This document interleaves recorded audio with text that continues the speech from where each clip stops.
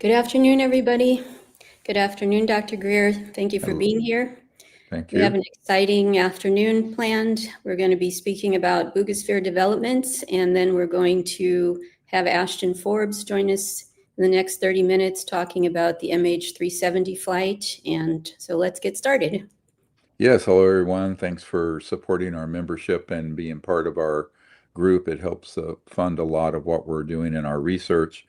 And speaking of which, I think most of you had heard that the Buga Sphere was carbon dated to 12,560 years ago, which of course is almost 3 times older than the Great Pyramid. And that is based on the resin material that are in the equatorial ports around the middle of the equator of the Buga Sphere. And since then, we got the results from a very prestigious lab for the metallurgy, and that's an analysis of it. And the gamma ray emissions were a baseline, indicating that this object had not spent any significant time in outer space. Now, that doesn't tell us where it originated from, since if it had originated on another planet or even been put together out of Earth material by an ET ancient civilization or human advanced civilization connected to the ETs, we don't know which. I think it's probably more extraterrestrial in origin. It wouldn't show that if it had not spent significant time out in space getting gamma ray bombardment, or pass through space. So we'll get into this in a little bit about how you manufacture extraterrestrial materials. What's more interesting is the metallurgical analysis. Now, we always knew it was 90+% aluminum, but what we've gotten now is a whole list of 15 or 20 elements that are in this compound, this alloy. And there's no alloy on the planet that matches this aluminum alloy that the shell of the sphere is made of. There's not a match. There's some that are similar. And what's interesting is that in some of the elements, and I'm not going to bore you with all that, is that some of them are elements which were not even discovered until the late 1800s or early 1900s.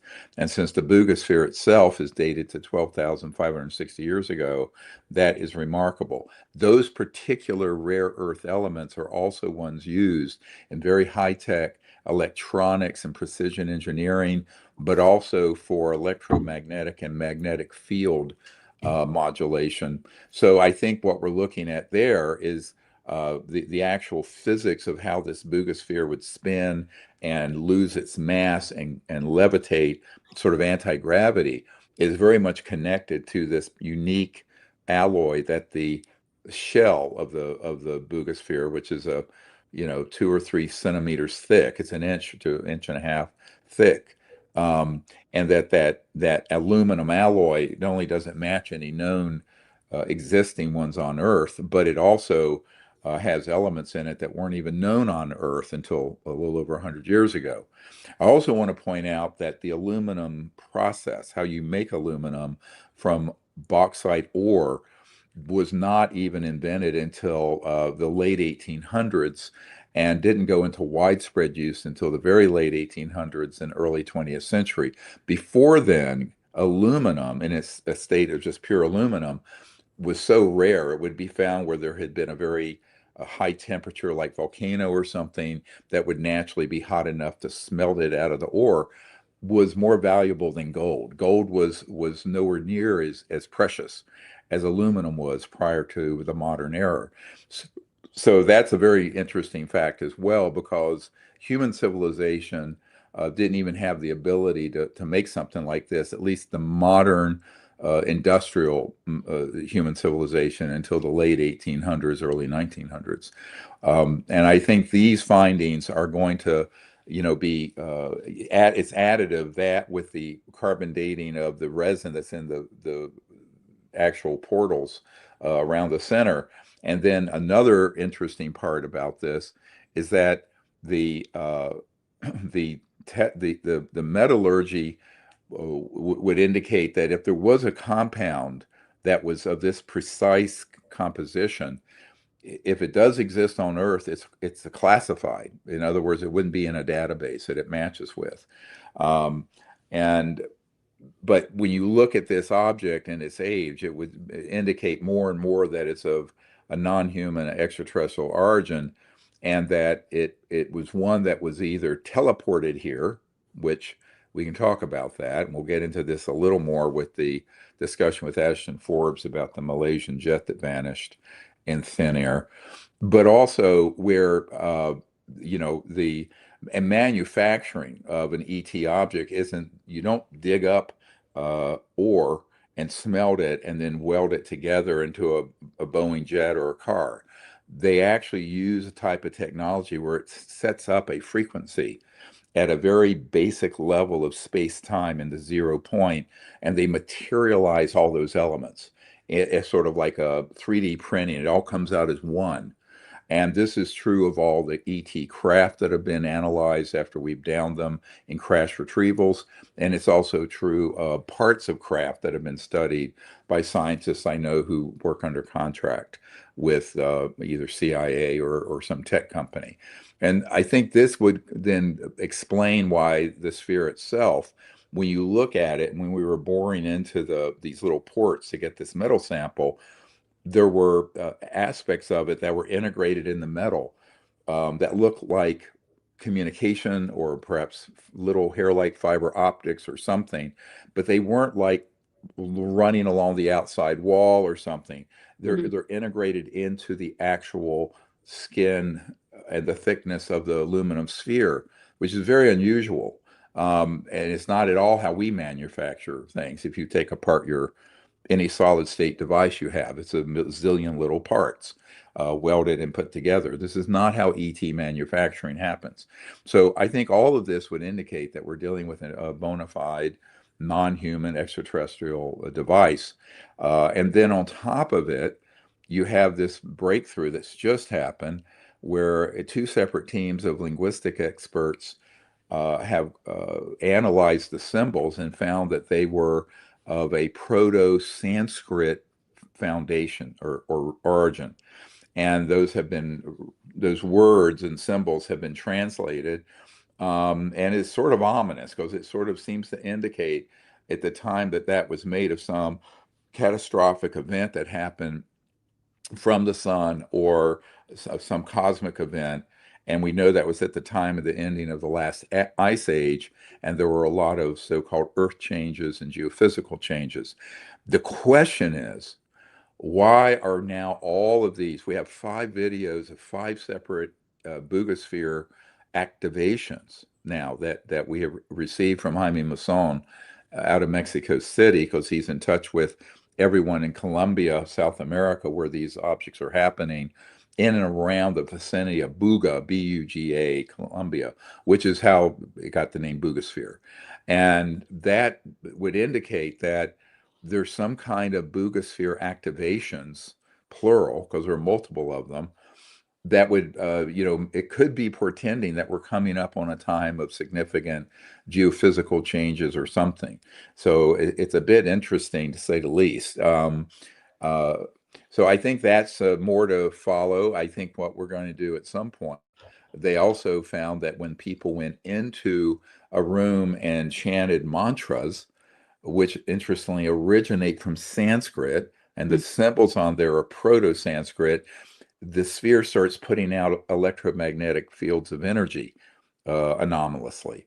I wonder if I had a dream last night, actually, and if we went in and did a puja, which is all in Sanskrit, a whole long puja, and meditated to see what this sphere would do, if it would start interacting in any way. Now, a lot of people who are new haven't followed this, but since the early 90s, I've told people that the Sanskrit language is the root of all Indo-European languages. Proto-Sanskrit would be just a very ancient version of modern, what we have today as Sanskrit, but that the Sanskrit language, the words and the vibrations of those sounds are known as name and form. In other words, the word for water, akshmaniyam, you can use it and materialize water. or the same thing for fruit, or same thing. And you hear of the enlightened and masters being able to materialize objects with this kind of frequency and consciousness. Now, it's interesting that this sphere has Proto-Sanskrit on it, seems to be reacting to mantras. And of course, one of the foundational aspects of 𝗖𝗍 contact, Close Encounters of the Fifth Kind contact, is the meditative state using those frequencies in the mantras. Mhm. And, and this was something that I experienced when I was 18, where it was very clear to me that the science of consciousness and the whole Vedic knowledge, which, by the way, precedes any organized religion. People associate it with Buddhism and Hinduism, but that's not true. It actually precedes any of those. So I think it's very important for people to begin to connect a couple dots here. And that is the ancient science of knowledge and even these ancient technologies, some of which are referred to a little bit in the Bhagavad Gita, the Vimanas, the UFOs flying around. But it seems to go back way to pre-recorded history. Now connect that dot and the science of consciousness and 𝗖𝗍 contact to the idea that this Buga Sphere is actually an operating anti-gravity and communication device that seems to have not only the Proto-Sanskrit symbols on it, but seems to react to mantras being chanted in that frequency. Mm-hmm. So this gets into a very interesting analysis. And this is why, we've been working on a film that we're totally at this point scrapping, and we're going to do a whole new film using the new whistleblower testimony, but all this new information from the Buga Sphere.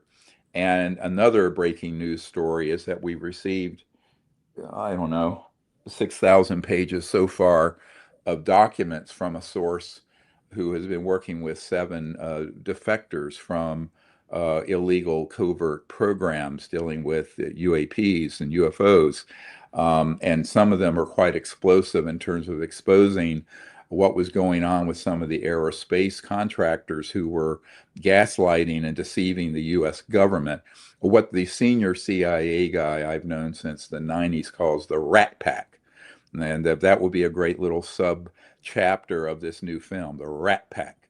And he talks about how they have been deceiving the U.S. government, the media, and the public, and the UFO community for, quote, decades. I'm quoting from an email he sent me some years ago after the whole kerfuffle happened with the Tic Tac and Lou Elizondo and that whole Rat Pack of disinformation operatives.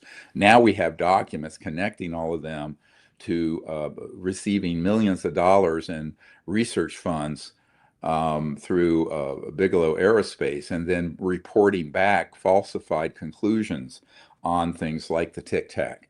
And yet at the same time, it has a lot of information on real research that's very interesting. So now it's going to take us a while to go through all that. We're going to have get an AI program to be able to go through this volume of material, because I'd go blind looking through all of them word by word. But it's an extraordinary development.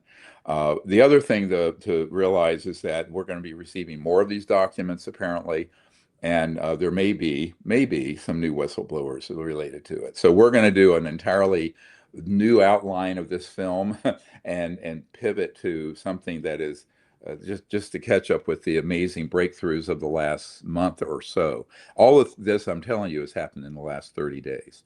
So this is where you sort of stop the presses and say, okay, now we have something 10 times more explosive to reveal that will be coming out. And we hope we can finish this so it comes out in 2026 sometime. So that's our goal with the new film we're going to be doing. And then just one other thing, we will be doing a Buga Sphere event in November. Unfortunately, the dates aren't here on my sheet, but it's sometime in November. And we're going to do a fundraiser for all this disclosure work on the Friday night before the Buga Sphere event. So if you want to help us and want to have a small private gathering with me, we're going to have a whole afternoon and evening for major significant funders who want to help fund this, because we're encountering enormous expenses, not only with the film but with the scientific analysis of all of this material, and also the investigators who are liaisoning with us to the senior law enforcement officials in the United States, who are now moving very quickly. I will tell you that the most important developments in disclosure you are not going to see on the internet or on the news, or certainly not in a congressional hearing as they are currently configured. It's happening in the sphere of covert investigators on the side of disclosure, working with the most senior law enforcement people in the United States. And that is what's happening and it's happening very quickly. Now, I am liaisoning that information confidentially to certain members of Congress, and they're aware of it and are cooperating. So that's about all I can say about that, just because I have to hold some of this confidential because I've agreed to do so. So that's sort of a quick trip update on all of that. And one of the things I also want to mention is that with these new documents, one of the things that stood out to me was the amount of money that was obtained. You know, I don't know if you guys remember, during COVID, I think it was in 2021, General Bob Herbert, he had been sort of right hand to Senator Harry Reid, who was the majority leader of the Senate back in the day. And Herbert had left the Pentagon as a general and was an assistant on the UFO UAP issue for Senator Reid, who was very interested in this. His home state was Nevada. And Senator Reid ended up mentoring Senator Marco Rubio, who, as co-chair of the Senate Intelligence Committee, along with the chairman, Senator Warner, really began to drill down a few years ago on the UAP issue. And I had been asked, of course, to go in and provide information in a SCIF, a secure compartment information facility, of what we had, because they had been investigating it for a couple years and just hit a lead wall. Interestingly, the chief investigator, who would be the equivalent of a 3-star general if he'd stayed in the Pentagon, told me that he went out to the Lockheed Skunk Works and ended up finding a bunch of old antique jets and stuff, and he knew he was being lied to and gaslit. He was smart enough to know and that's when they reached out to us, and then everything changed, frankly. So, of course, there's a new leadership at the Senate Intelligence Committee and a new chair and co-chair, because Mr. Rubio became the Secretary of State, as you know, a few months ago. But at any rate, that's what's going on at that level. And around before that time, however, General Herbert contacted me. He says, look, we gave tens of millions of dollars to Bigelow Aerospace, which was Robert Bigelow, who I'd met in 1993 at Lawrence Rockefeller's ranch. He was a billionaire of Las Vegas who had a hotel chain. And then he had gotten intercepted by Colonel John Alexander and a number of other people who were in this disinformation rat pack that had been operational since the 70s and 80s. And Bigelow Aerospace had a contract to do a report on all of this to the U.S. government. And it was, at the initial amount was $22 million. And of course, this came all out in the Wall Street Journal and New York Times some years ago. But what they ended up giving General Herbert and Senator Reid, quote unquote, was not even a snapshot from 40,000 feet. In other words, he said, we didn't get anything of substance. Meanwhile, in these files that we have obtained from internally are all the hot stuff they did find and do have on crash retrievals, on all kinds of tech, on the science, equations and formulae for gravity control, anti-gravity, whatever you want to call it, 0 point, all this. And this is what we've just received. And it's several thousand pages. I think it's 5,000 or 6,000 pages. But what I'm saying here is that there's a lot to go through, to say the least. I'm going to have to redact anything that could be an operating system that could be weaponized, because I have a responsibility to do so. And I have promised the government since Clinton that that's what we would do, since these can be very dangerous technologies if they are weaponized. But the scandal of all this, quite frankly, is that what was given to the people who used Pentagon funding, but was authorized by Congress back in the early 2000s to get to the bottom of this, ended up being whitewashed and watered down. And yet they were doing all this other work, right, under clandestine contracts with the Defense Intelligence Agency and other entities. So we can now prove this through these documents. Now, the question then becomes, how many crimes were committed by taking those sums of money from the government and covering up their findings? Because, and this is exactly what Dr. Kirkpatrick did with Arrow. The Congress passed laws and funded an office to get to the bottom of the UAP UFO issue. And that became an operation which we can now prove, and which has been concluded, by the way, by certain members of Congress and senior U.S. federal law enforcement as having been a cover-up operation. So there you're talking about multiple felonies of defrauding the government, abuse and misuse of government funds, et cetera, and so on. The only question is going to be, do we have enough now to prove all this? Yes. The question is, how much stomach is there to go to prosecution, right? That's where it becomes very political, unfortunately. But all we can do is put the facts together and make our recommendations to the Congress and to the president and to the Department of Justice and the FBI, et cetera. But that is where that is. And I will tell you that this is very explosive information.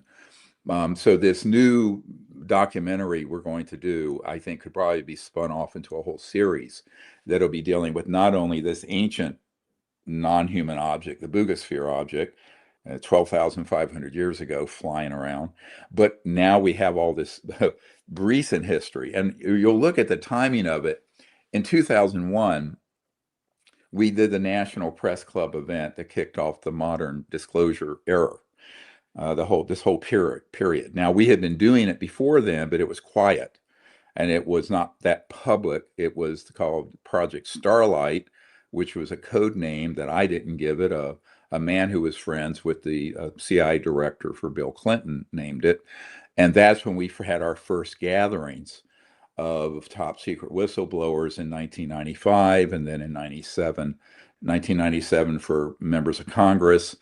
And once we realized that neither the president nor Congress were going to get to do anything, we organized what's now known as the launch of the global disclosure movement in 2001 at the National Press Club with 22 of these witnesses and whistleblowers.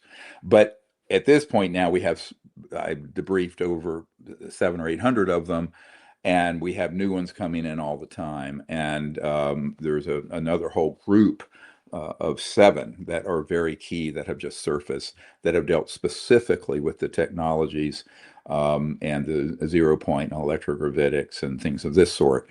So this continues to grow, and we do appreciate everyone's help and support, because we are not receiving money from the government or a corporation. We're doing this all out of our own ability to fund it and raise the funds to do it on a not just U.S. scale, but on a global scale, all over the world, as well as operations that we have in United Kingdom, Canada, and elsewhere. So those of you who can help and come to our event in Boulder in November, I think Raven probably knows the dates. Yeah, it's November. Our fundraiser is November 7th, and then the 𝗂𝗍 event is the 8th and 9th on that weekend. Yeah, so it'd be fun to see everybody there who can make it. And hopefully also the weekend in the 𝗂𝗍 will be fun. We'll be talking a lot about the Buga Sphere and the 𝗂𝗍, which is kind of funny, but why not? So that's sort of a quick update of the last couple weeks that we've been pulling this together. The metallurgy report, we will release at some point. We're trying to get clearance from the lab to put their name onto it as we release it. Normally it's a very high-end lab, but once we have that answer, we'll know if that's going to be redacted or not. But as soon as we have that answer, we'll release the full report. It's 110 pages of metallurgy analysis on the metal components of the Buga Sphere. Great. Well, we have Mr. Ashton Forbes that has joined us. So oh yes. Thanks for being here today. Yeah, thanks for having me. Good to talk to you, Dr. Greer. Good to see you. Good work. Yeah, so just to pivot now from what we were talking about to what Mr. Forbes has to share, just in a way of introduction, Ashton sort of has been the lead person looking into the Malaysian 370 flight that vanished, that no traces were found some years ago, and had received some footage of a very unusual series of spheres going around the jet, and there was a big flash of light and it vanished. Now, of course, I don't have any inside information on that, so I wanted Mr. Forbes to come and share this. And if you can, Ashton, if you can just go through it for people who don't know much about this case, the dates, what had happened, how you came about the footage, what witnesses there are that you can nail down, what companies have been involved that you can nail down, and just do a synopsis for our viewers. Yeah, definitely. And the reason why I'm so excited to talk to you is that a lot of my research has led me back to you, actually. I think that out of all, I've learned all the lore of the UFO community and the major players, and you by far and away have talked to the legit Black Project engineers that know the science, know the physics, have clearly worked in the programs, have the NDAs, can't speak about it. So that's why I wanted to get your insight and share some information of my own from my own research. So first thing is that the videos were not given to me. The videos have been on the internet since 2014. Like, these are true leaked footage that was thrown on the internet that everybody discredited, didn't even look into, because it just looked so incredible. No one could believe it was real. And we were not familiar with the military systems that were being depicted. We didn't have like the Go Fast, the gimbal, those FLIR footages back in 2014. That was like 2017, 2018 that those videos were publicly acknowledged. The other one is, I don't know if you can share the video that I've put up here. This is the big one, is that I've identified this one video to be Gorgon stare wide area motion imagery. And there's had multiple confirmations. So what is that? I've never. People don't know what those words mean. Yeah, it's classified still to this day, which is why people haven't been speaking up about it. But this is essentially a drone flying above the airplane, an MQ-9 Reaper drone that has pods underneath each wing, and it's taking photos all the time, circling around an area. And what it does is it beams this through a relay satellite, which you can actually see in the bottom left, NROL-22. That's a real relay satellite, USA 184. It relays that information to like PACCOM or whatever the Special Forces Joint Intelligence Network is. And this would have been only primarily accessible in a SCIF somewhere, like some secured facility where they have intelligence analysts who are reviewing it. And it's basically like Google Earth video playback, presumably only in the regions where they have the drones, or there may be other capabilities. This version of it, we believe, is increment 2 based on the frame rate. It looks like the plane's kind of jerky. It's only about 6 frames per second. Nowadays, they apparently have stuff that's much better than this. But that's why it looks like the screen's moving around. That's why the clouds don't look like they move very much. There's parallax correction in these systems. But this is a real, and also the last point is that you see that cursor that closes that window out there at the end. Right. That's a big clue, because it shows that with these whammy systems, they have a big map, and then they can press somewhere on the screen and it pulls up a window. And it's like what's a whammy? What's a whammy? If you use an acronym, you need imagery. So okay. So just as a rule, since we're talking to the general public, if you use an acronym, define it the first time, and then we can use the acronym. Yeah. So it has like 3 different names. They also call it WAS, Wide Area Airborne Surveillance, and then Miami Wide Area Motion Imagery. So it's a computer system that uses photos from the sky and produces that footage. So that's the big one. And then I'll just share the other video. There's 2 drones that were recording this from different angles. And the second one's also an MQ-9 Reaper drone. And you can see, you can see the drone right there. It's actually under hard point number 5 is where this camera is situated. My sources tell me that it's a Lightning G4 by Northrop Grumman, which has color FLIR capability. So it's just an overlay they can put over the FLIR footage, essentially, to show this thermal gradient. And this one's so important because you can see that these are plasma. These orbs are actually plasma. So they're really a drone, actually, that's being encased in plasma. Just like in our spy planes, we use a plasma sheath to reduce drag for our hypersonic spy planes or supersonic spy planes. The same concept here. The extra bit that we see, these dark lines that come before and after the plasma, this is actually indicative of a field reverse configuration, or a plasmoid. You may be familiar with the terminology, where they're essentially using the exhaust, so to speak, from this fusion reactor in the middle of this as propulsion. And then, as you see there, this is the first question I had for you. The plane disappears like in a flash, but as the orbs converge on the plane, and when I started researching this, the first thing that came up was wormholes. And I believe that is truly a real wormhole, but it's more of how it's being accomplished. That's the amazing part about it. Even this slow-mo version was actually built into the original footage that was first found on the internet, which tells us that whoever leaked this, they wanted us to like understand what these plasma spheres really are, what they're made out of, how they function. You can see this weird heat signature in them, which seems to mean that it's a non-equilibrium plasma, like the electrons have been separated from the ions and they're being kept separated intentionally to build up a charge. And then this last bit here, I'll just go ahead and spoil what I think it is, then I want to get your opinion, is that from my research, I think those are plasma fusion propulsion, that what we're seeing with those plasma orbs. I think Lockheed Martin's definitely implicated in this for sure. They had a compact fusion reactor that went dark.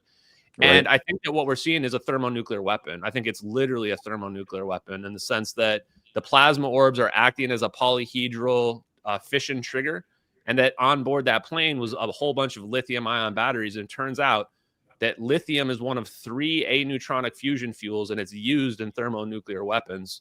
So I think that, long story short, that we learned how to manipulate space-time when we were building nukes. And then when we turned them into clean nukes, clean fusion bombs, we really started to manipulate space-time in a significant sense. And that's what I think led to that video you just saw.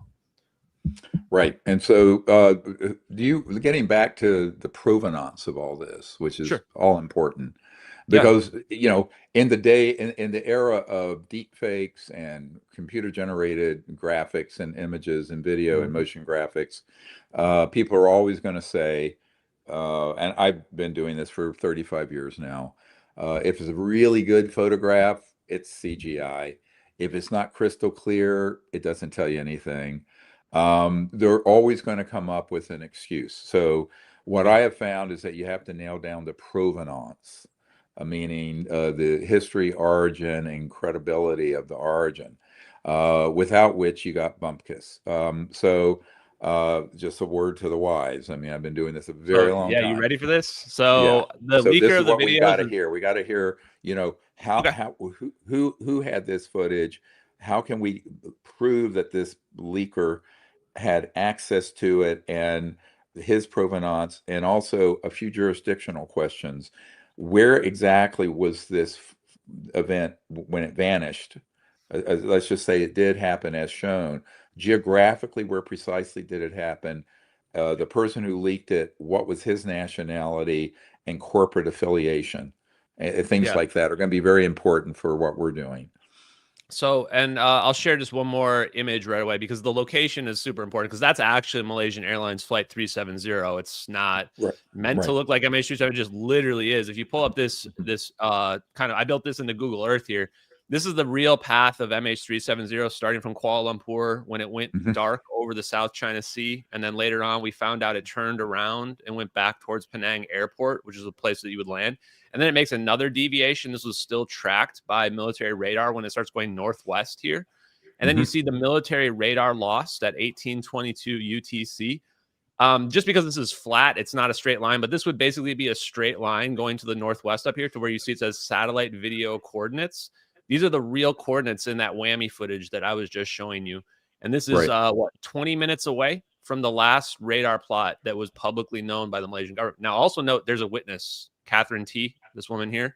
I've spoken to Catherine T. She's a real person that really saw the plane on fire, glowing orange, right in the path of where this plane is being shown in those videos. So the providence, or at least the evidence that shows that this is legitimate, includes a real person who saw the plane and a report in China Times that was not reported in Western media that claimed to be an intercepted communication of the pilot saying that the plane was attempting an emergency landing and disintegrating, which is corroborated by the witnesses citing in both those videos I just showed you. Now, the real thing that people want to know when it comes to the Providence is So okay. here's a question. Wait, let's stop.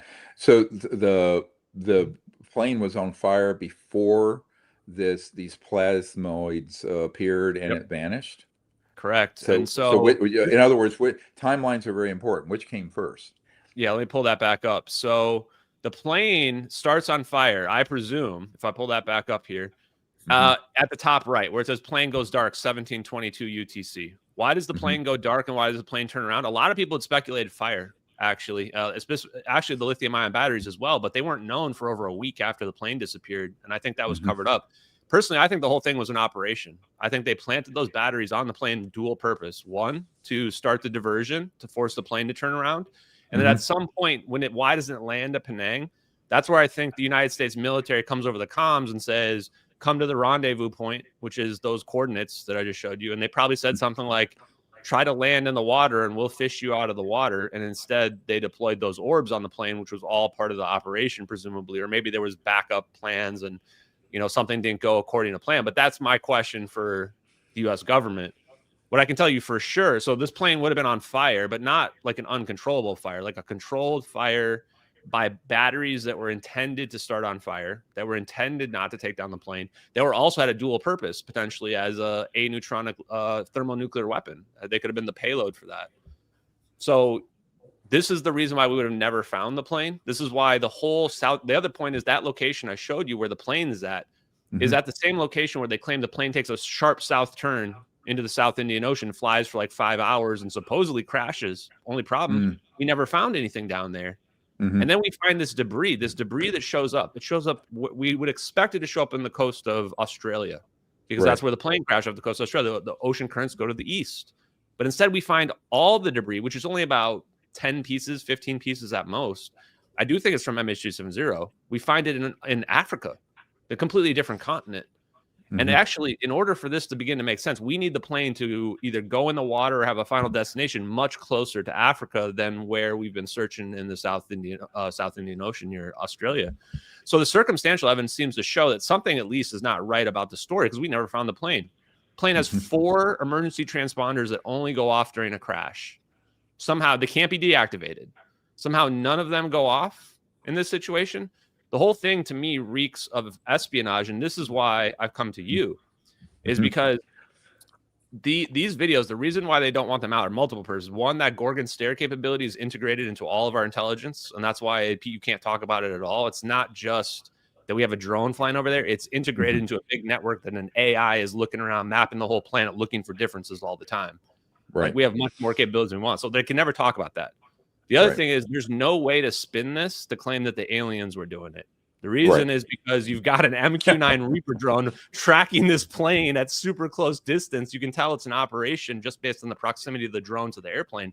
And the camera operator zooms out like this is not their first rodeo. Like they're like, oh, we're going to get this thing perfectly centered to make sure we catch the zap here. And they kind of struggle. The plane falls out of view. You can tell it's somebody manually recording it. Now, the last bit I'll tell you is this, is that now that I'm on my run here, if you can get the government to release the 𝗏370 files, because I promise you they have them, I've been FOIA and everything, and I'm just getting rejected left and right, then all of disclosure will come apart at the seams. And I don't know what it leads back to, if it leads back to aliens or if it leads back to ancient civilization, but I guarantee you this will all fall apart because I found the guy that leaked the videos. His name's Lieutenant Commander Edward Lin. And after I started exposing... Now, is he an American? Wait, is he American? Yes, he is an He's a naturalized American from Taiwan, became a naturalized American. He, from talking to people that used to work in his unit, which was the VPU-2 Wizards, a very secretive Navy unit, they said that he was basically the golden boy, that he was being kind of pushed up for upper management. He had been a congressional liaison. He had access to nuclear secrets. And his case is one of the weirdest cases out there. I mean, I noticed once I saw his case, I knew he was the guy because the timeline matched perfectly. He started being investigated right after the plane disappeared. I knew from that footage that it was probably they were going to find out who leaked that for sure because it's not somebody with like a camera phone recording that. That was like somebody pulled that off a flash drive, off a skiff, and so what was he charged with? He was charged with espionage. They were going to put him away forever. It was the first incident of espionage by an active duty member of the Navy since the Cold War. So almost 40, 50 years. And where is he being held? Chesapeake is where I think they had him, but And the thing where was the trial? Where was the trial? Norfolk. I'm not sure. I do know that he got abused during his pretrial detainment, and they wouldn't let him out of pretrial detainment because they were afraid of what he would say to the media. And they convinced him to take a plea deal. And it turns out there was no evidence of him actually sharing any information with anyone from China. They had to admit this later on after coming after him for espionage. And his family was in support, saying there was some kind of misunderstanding related to this. I think that he leaked those videos out of like not knowing what he was looking at and didn't realize how much damage he was doing to national security. And then they get him in a room where they're interrogating him, trying to figure out, you know, who are his connections, why did he leak that footage? And they find out. Well, or he may wait. I mean, if he saw that an event happened like that resulted in the death of everyone on that plane, his mistake was not claiming whistleblower status and doing it. So, but that can be corrected. So the question is, I'm getting very specific here. Please. This is my wheelhouse. Number one, there's no FOIA officer on the planet that would be able to have access to those files. This is the mistake all UFO people make and UAP people make. It's a parallel universe. There's a secret government programs that are corporate, super secret government hybrid entity that's above the president. It's above the Congress.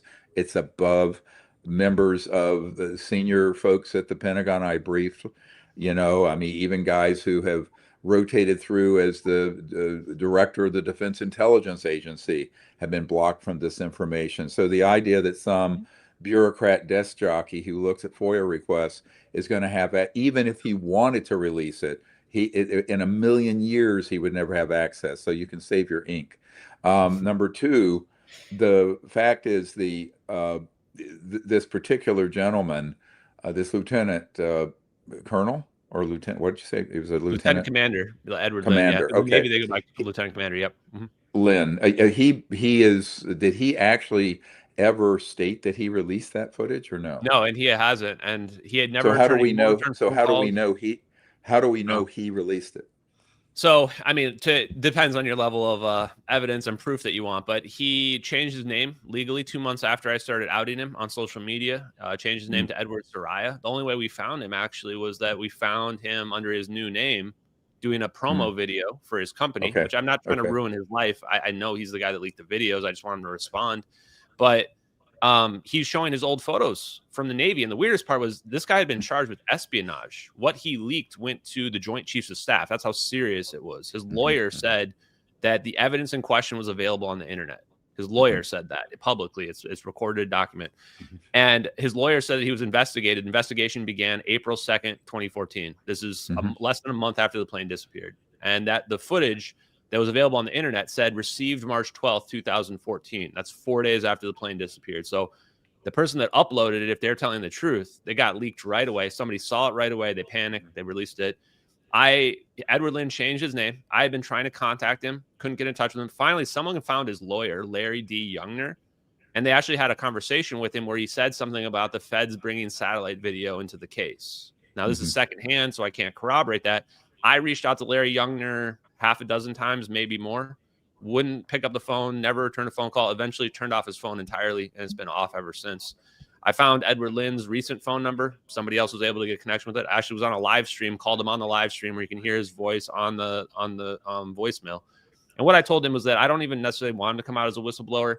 I think that, to counter your point, I think that what they're doing is technically legal. I mean, yes, I would say if the public were to know about it, we would all say it's absolutely illegal. I mean, there was 239 people on that plane.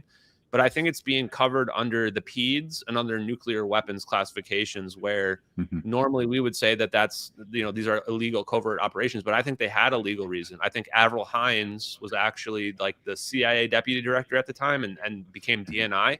She was the one who was doing the legal justifications for Obama to do drone strikes. She would have been the one probably writing the legal justification for this operation as well.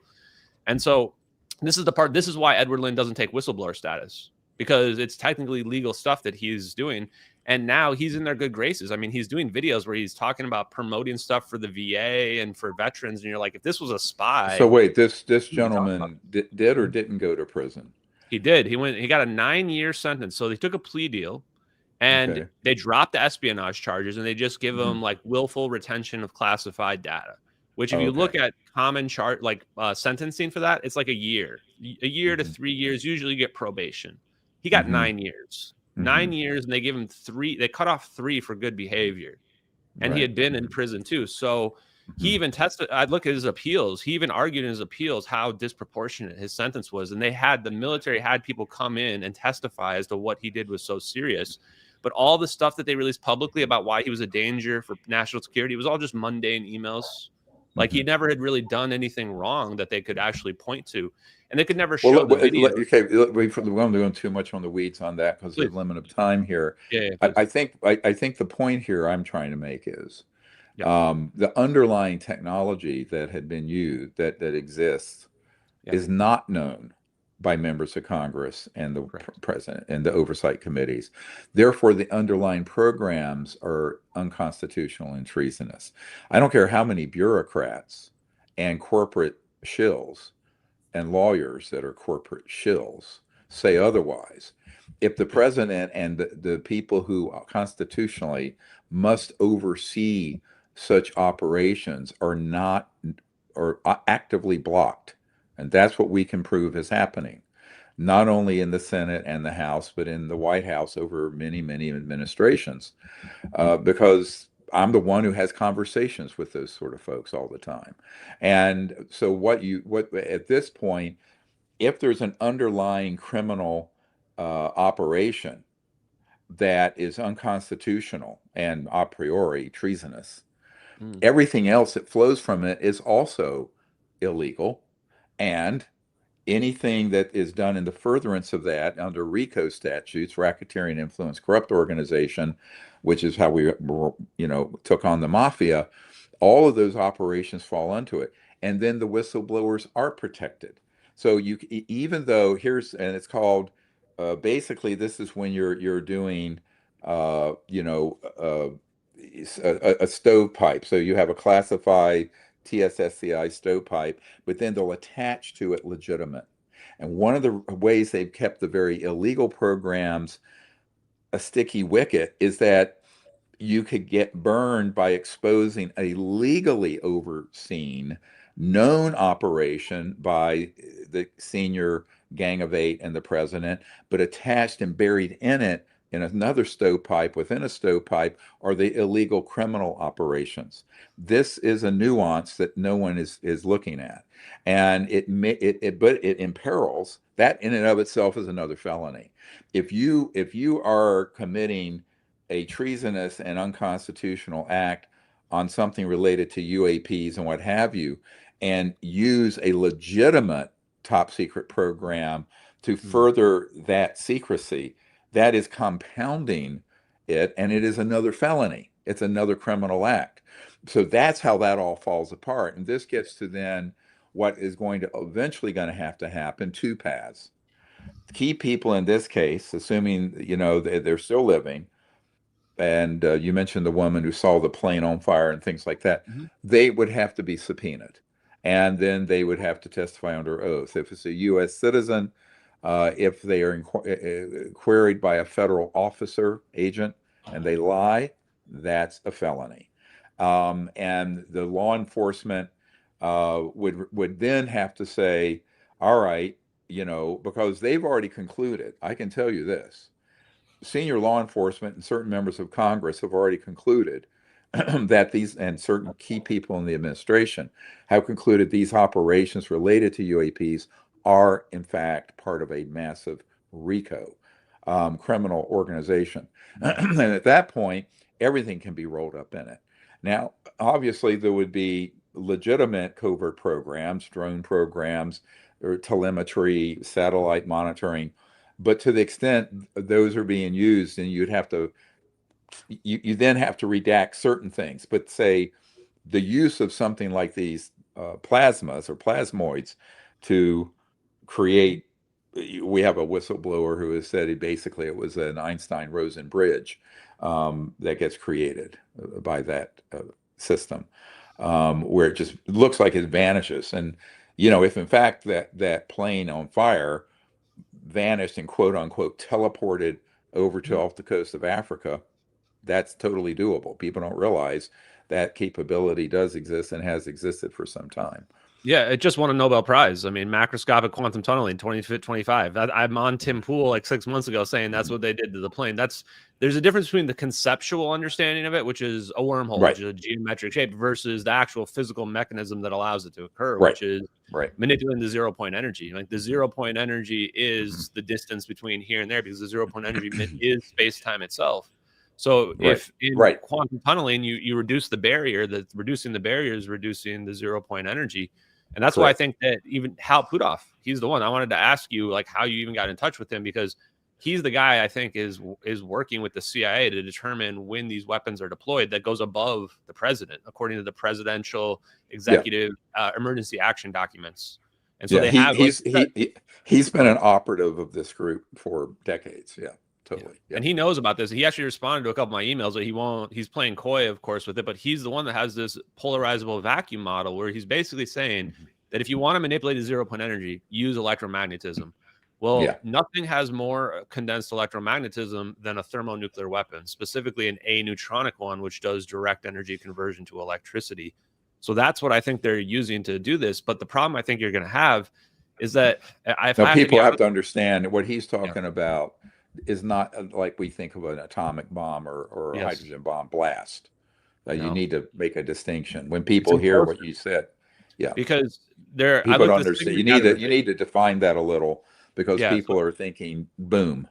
Yeah, and this is the thing. This is what people have to wrap their brain around. Nuclear weapons in 1945 are not the same as nuclear weapons of 2014 or 2025. One of the first things they were trying to do is get rid of the heat, get rid of the radiation, and just have it be pure energy conversion. This is aneutronic fusion, meaning no neutrons are being released. So instead, you get pure electricity, pure energy. And I think that's what they're using on that plane. But then this brings a big problem up, because now, like you said, they could be rolling this up into classifications that are perfectly legal from thermonuclear weapon or nuclear weapon secrets. That's what they do. Yeah, that's what they do. We know that's what they do. We absolutely know that's what they do. So and that's how they burn. By the way, that's how they burn whistleblowers or investigators getting too close. I know a couple of key investigators, one a very senior one for Senate intelligence, got too close, but what was wrapped around the illegal program were some things that were legal that he was not to access. And so then, we gotcha. See, it's a honeypot, it's a sting, but that in of itself, to use a legitimate classified project as a sting for hiding a criminal treasonous operation, that is an even more serious crime. So this is where the whistleblowers and investigators like yourself need to understand this, because, you cannot, and I've said this since the 90s, the foundation of the whole disclosure movement is that we were able to prove by me having meetings with very senior people who, if the programs were being run legally, would know. And they had, absolutely were not read in. And this is Bill Clinton. This is the CIA director. This is General Patrick Hughes, who is head of the Defense Intelligence Agency. This is Admiral Tom Wilson, head of J2, head of intelligence for the Joint Chiefs of Staff. Chairman of the House Oversight Committee in the 90s, Dan Burton, who was trying to find out about this and was blown off and threatened, and on and on and on. So this is not crap I've drug off the internet by Googling things. This is 30-some years of direct meetings with people that if these programs were legal, they would have been read on to them and known about it. And this is the foundation of people coming forward and being able to avail themselves of whistleblower protection. So one thing I want to say is, anyone who knows about this case, we do have a law enforcement team that can extend protection, surveillance, as well as whistleblower protection, because there are active criminal investigations involving RICO that are ongoing, and that this gets rolled up into. And if there are people like that, they don't need to be out there on a limb twisting. They need to come in and be part of that network. And I'm a direct liaison to that task force. So yeah, I think I want to just Yeah. add there that if anybody does have info about this, I suggest you go to Dr. Greer. His people can get in touch with me if you want to. I'm not very easy to get in touch with directly, and he has the resources to vet and make sure, because I know for a fact there's We thousands do. of people who know that's wide area motion imagery, and they know that's Gorgon Yep. stare. And Mhm. and the thing is, like, this is the part about disclosure. It's tough. Like, what I've learned is Congress has no idea. You're right. They have no clue whatsoever.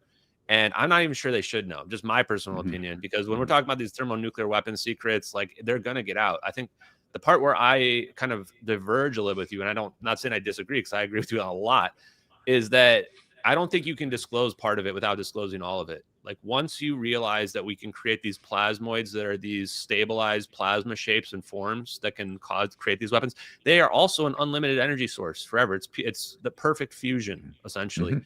But so the problem is, now once you want one piece of it, you get all of it to come out. And I think this is where they struggle. And then to what you said Oh, it about is. now, No, this is why we've said for years. I mean, if you look at the yeah, things in our archive that I wrote to President Clinton after I briefed his CI director, is that certain aspects of there are ways to configure what you're talking about into energy systems that would ameliorate the biosphere problems and in poverty. And there are ways those can be applied that are clearly a weapon system. Those applications have to be completely kept secret and regulated and what have you. But, look, everyone knows we have thermonuclear bombs, so you can't go to Ace Hardware and buy one. You can have a tanker filled with, fuel, gasoline, and run it into a stadium and blow up a couple thousand people. Look, at a certain point, and this gets into a larger question. We're stuck. I did a movie a couple years ago called The Lost Century. You may have seen it. my favorite And we're documentary, by the basically way. stuck. We're stuck in the late 1800s, maybe, if you count power plants, nuclear power plants, the mid 1940s, 50s with atomic and fission nuclear power, which is basically a big steam engine, heating water. That's all it is. I mean, if people don't realize a modern nuclear power plant is a big steam engine, like the choo-choo trains of the 1800s going across the West. I mean, people are not very literate about science, to be honest with you. But that means that our civilization is going to have to, at some point, evolve socially and politically to where at least the first tier of these technologies come out. And the other problem with the extreme secrecy on this, the skullduggery and misuse of those technologies, like, if this is actually what happened to those innocent people, that's what we're talking about. But I have worse cases. I have a case where 250,000 people were killed by the deployment of a type of directed energy weapon over in the fault line off of Indonesia that caused that massive tsunami and earthquake that killed 250,000 people. And that I have people who were on the contract vessel that went down there and detonated that thing. But it's not an explosion. It's a directed energy type of system, like a directional EMP scalar system. They're also being used to down ET craft. I've been at 2 black sites recently where we have whistleblowers who are at those sites where these systems are used to down non-human vehicles, and inadvertently, which ties into the MH370, down private civilian aircraft that happen to get in the way. And they'll just take them, they crash, they incinerate them to powder and get rid of the bodies they call biologicals and the remains of whether it's a Cessna or whatever it is. Now, these sorts of atrocities are ongoing. And the man-made UFOs that are made by Lockheed Northrop and my uncle's old company, Northrop Grumman, and Raytheon and a few other, Boeing and Skunk Works, by the way, are the same entity on this engineering. A lot of people don't know that they are. What you have is all manner of criminal activity going on. And then the worst is that we are not alone in the cosmos, and we have a bunch of people with these sort of technologies, and they're a hammer, and the whole universe is a nail to hit. And so what's happened is that you have an out of control group, not supervised and known by the people or their representatives. And so at a certain point, if you're going to endorse that, then you're endorsing a totalitarian covert state that trumps democracy and trumps anything, the interests of the people. But then who's watching the hen house? Yeah. Right. No, I mean, the foxes are in the hen house. So these guys who are doing this, to be honest with you, are committing all manner of dangerous scenarios and abusing those technologies. So while at the one hand, yes, any technology can be turned into, I mean, I'm a trauma doctor. So, I've seen a knife used. You can put butter on your bread or slit someone's throat. I've seen both. No problemo. Easy. But so the question becomes, who is going to be the guardians of that? Who makes these decisions? And is it relegated to a group of, quite frankly, totalitarian fascists who want to run the world into the ground and control things as masters of the universe, motus, as we call them, without any regard for the human future? Because they got on this path without thinking, how do you get out of it? So they've gone so far down this path. What we're trying to do, quite frankly, and this is why I have a lot of support from people inside these covert programs, is to give an exit path, a pathway out. But it's going to have to be done reasonably. And I 100% agree with you. These technologies that are a short path to weaponization and offensive uses can't be allowed to go out there. On the other hand, the whole subject matter, if it remains out of public view and oversight, these extraordinary abuses, a short list that I've just given you is very short. We're talking kidnapping, embezzlement of trillions of dollars, the downing of civilian aircraft, the trafficking in humans, the trafficking in drugs and weapons, the complete subversion of the law. How far do you let an organization go off the rails before something happens to bring them back? Now, are there reasonable national security secrets that have to be maintained? Yes. But at the same time, you can't let an unchecked power. This is what Eisenhower warned about. Beware the military-industrial complex. JFK and he too. said it because he had already been burned. I know for a fact he had been burned. So let me add a few more pieces of details on there, because I know that Rubio knows about the videos, because I saw a private email that had a bunch of military intelligence people on it, and he was on it, and they're talking about ball lightning and cold explosions from Tom Bearden, which is what we're talking about in those videos. And so I think that we're never going to probably get disclosure from the government, because like you said, it's all tangled up together. Even Lockheed's tangled this. The defense contractors are. They've been giving preferential treatment to their buddies and the people that are in the know on all this stuff. What I want to point out is the sigma categorizations from nuclear weapons. Sigma number 1 is hydrodynamics, as in magnetohydrodynamics, which is control of plasma with magnetic fields.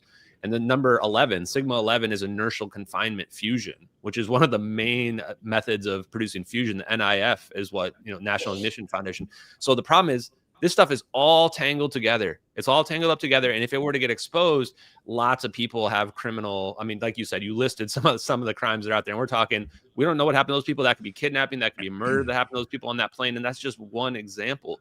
What I would suggest for you might want to follow up on is Charles Chase of Lockheed Martin. He was the leader of the Revolutionary Technologies Division of Lockheed Martin Skunk Works. He responded to me, and he worked with Ben Rich. You know all about Ben Rich.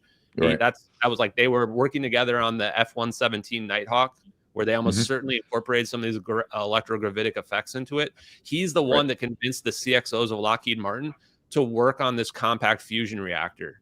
And it went dark in 2018, but his resume, where he moved on to Unlab, says that that project was successful and that it's breathing on its own. So and he brags about being the one to convince them to work on that. And if you watch their promotional videos, it talks about unlimited range, no fuel on board for this fusion reactor, and using it as propulsion flying around, which is I think exactly what we're seeing in those videos. A couple last things in the science that I just want to, because I respect. By the way, but just so people, you keep using the word nuclear. 100% of everyone listening is thinking radioactive material and ionizing radiation. Just to be clear, that's not what Ashton's talking about. But no, aneutronic. Everyone needs to get that into the lexicon. Aneutronic fusion, because I've learned that nobody knows what that is either. Nobody knows what that is. Think direct energy conversion. What we imagine like nuclear energy being, that's what aneutronic fusion is. Like we're actually putting the atoms together, and then we're getting out of this pure electricity, not turning into heat and then boiling some water and then spinning the turbine. That's why aneutronic is so big. So helium fusion and Tri-Alpha Energy, I think, are the only two fusion companies currently working on it. Both got funded by the DOE. They have Mithril Capital, Peter Thiel connected to them. So If you want, Right. this is not stock advice, but I'm just saying, take a look at those companies. But I want to help out with a little bit of the science and physics, because I hear you explain the physics, the concepts of what they have. They have, we're talking replicators. We're talking, at least in the future, teleportation being possible. The teleportation is possible because of ER equals EPR, which is Einstein-Rosen wormhole is equivalent to Einstein-Podolsky-Rosen quantum entanglement. Quantum entanglement is just a tiny version of a wormhole scaled up, and we know quantum entanglement's real. Yeah, one thing people forget, if you look, I know it's very politically incorrect to read, but if you do read, those of you listening, the original Disclosure book and then the book Unacknowledged that went with that film in 2017, there is a whistleblower who was in the Air Force at a base in Canada in 1953, 72 years ago, where they had an electronic system that could, quote, teleport objects, not particles, from one side of the base to the other. And it's sort of funny because what they were doing back then, everyone smoked, and they were using those big glass ashtrays, and it was disappearing and simultaneously reappearing at another. This is 72 years ago. The other thing I remind people is the week that Ben Rich, who had been president of the Lockheed Skunk Works, died, my friend who was aerospace Jim said, look, he called him up, and he was only a few days to live, and Ben Rich said, look, anything you can imagine that you've seen at Star Trek or something like that, we've already done at the Lockheed Skunk Works. It's not at Area 51. It's out in the desert. I've been out there. I'm working with people who've been there and in the underground facilities. But what I think people need to understand is that he said that 30 years ago in 1995.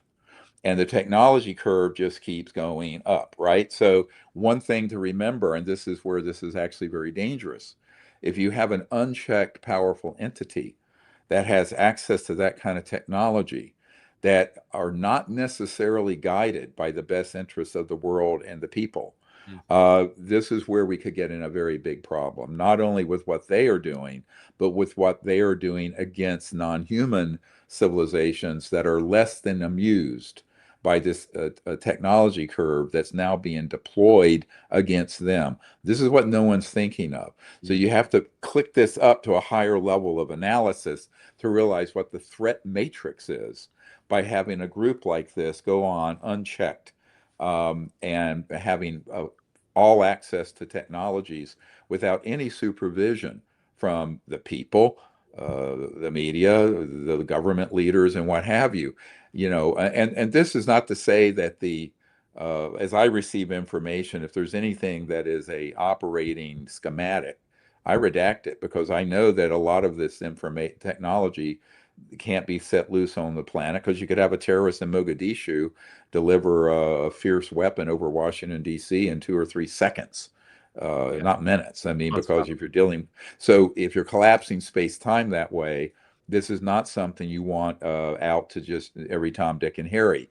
On the other hand, there's a whole constellation of technologies that could come forward that would be very beneficial to humanity. But I think most importantly, and this is why, I gave up my medical career to invite whistleblowers to come forward that we keep putting out there to build it up. But I don't have any legal authority whatsoever. I don't run the FBI or DOJ or White House or Congress, nor do I want to be honest with you. I've never had an aspiration to be involved with government whatsoever. I just got pulled into it.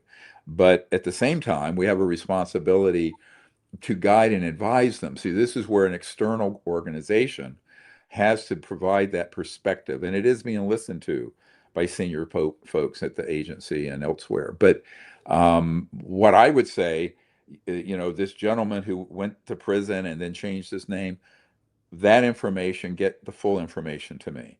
If there are other whistleblowers out there that know of that event where 200 plus souls vanished, then that is something that needs to be looked at.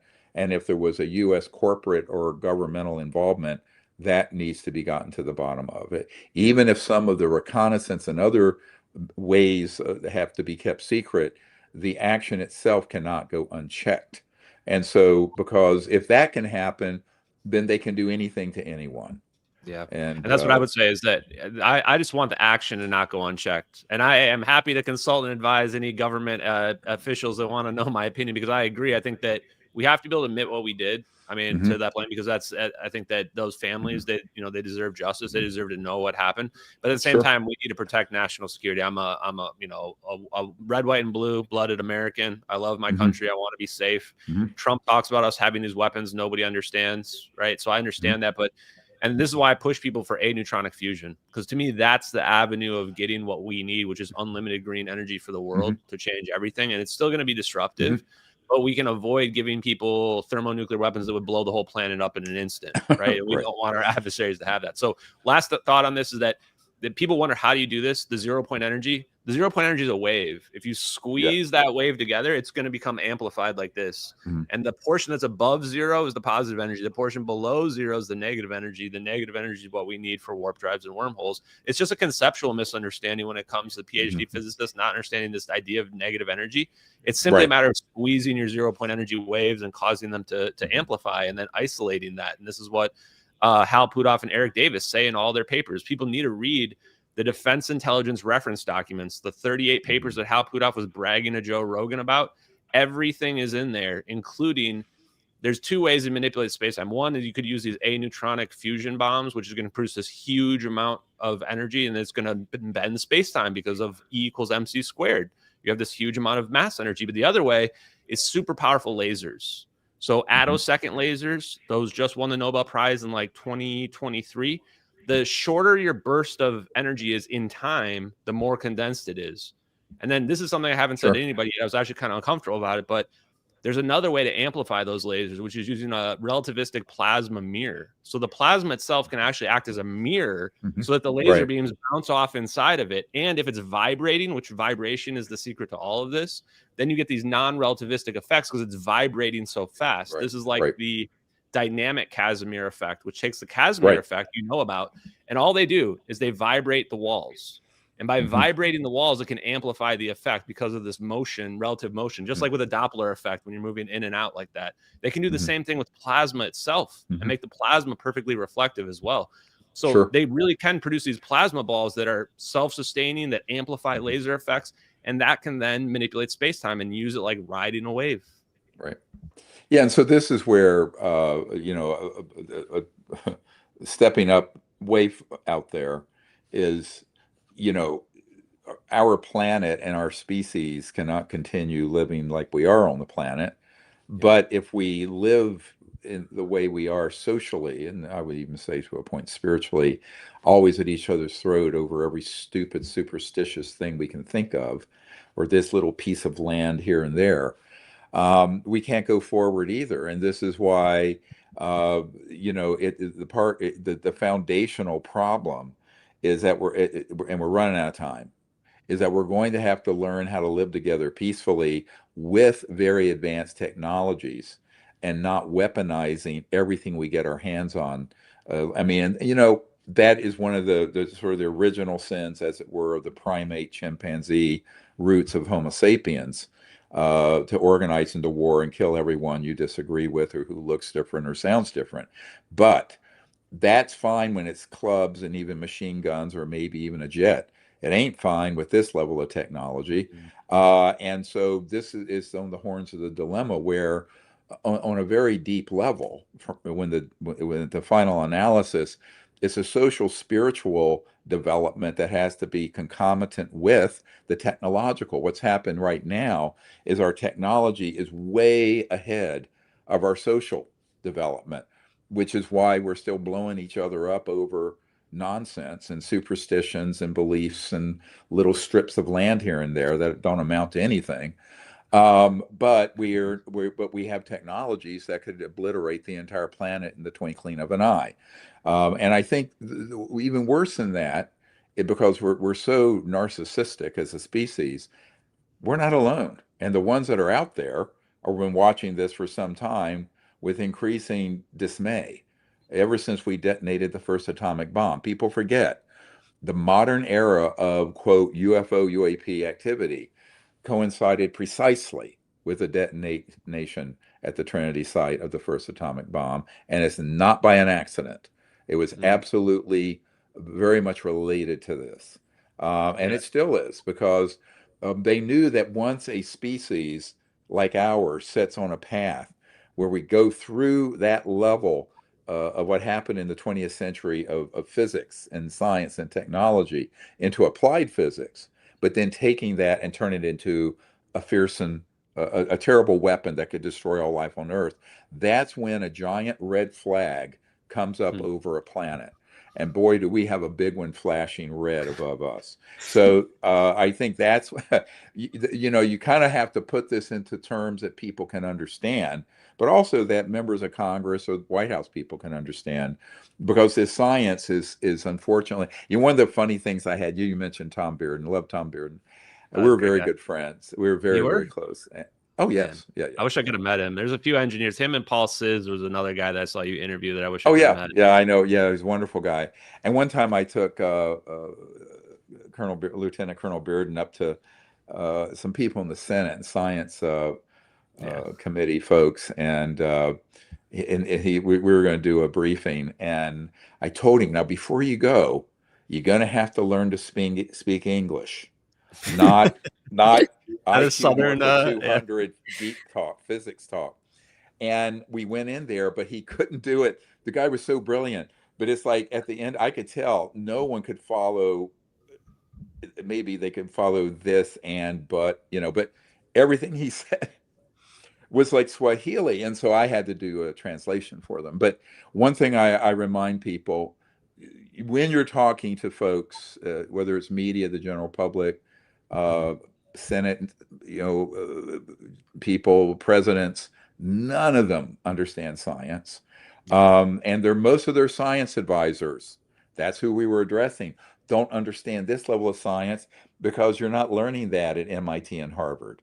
You're going to learn that in the Skunk Works, or someplace. So we have to learn to discuss it in a way that brings it to earth, and define our terms. But I also think that what you're doing is important. I would say we need to put out a call, and I'm doing that right now, to people who are knowledgeable of what really happened. There are people who know. And I do think that this gentleman who went to prison, I don't care what his current or former name was, absolutely could be interrogated.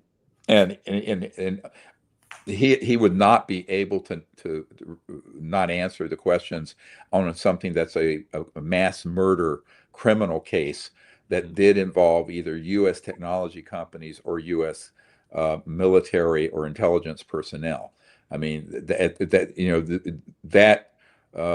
prerogative for the rule of law would trump whatever secrets he's been told to hide. So I would hope so. I think he needs a pardon, though. Honestly, I mean, the only way I could see him talk is his plea deal would have something in there that says that he's going back. That can be done. This is called a letter of non-prosecution. You can get immunity. And this is the other thing, people listening, the folks I'm talking with are in a position to be able to put that in place. Because when the day is done, we have a whole bunch of high value people in corporate and government workplaces that need exactly that. And that's what needs to happen. And this has been discussed. You've seen some of the draft legislation in Congress, but in reality, this can be done through the Department of Justice and also the executive branch. To anyone who has information of great significance, they can receive a letter of non-prosecution and immunity for everything they've done and have been involved with. But the quid pro quo on that is they have to disclose everything. They can't disclose this and hold back that. It has to be the full disclosure. But that is what we have folks who want to move in that direction. And I would say people connected to this case and other UAP related cases should contact us.